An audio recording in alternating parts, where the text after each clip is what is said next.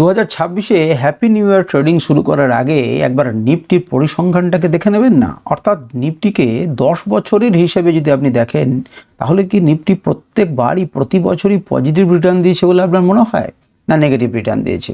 আপনি শুনলে অবাক হবেন, বিগত 10 বছরে অর্থাৎ 2016 থেকে 2025 পর্যন্ত নিফটি কোনো বছরে ইন্ডিভিজুয়াল লস দেয়নি, অর্থাৎ প্রত্যেকবারই পজিটিভ দিয়েছে।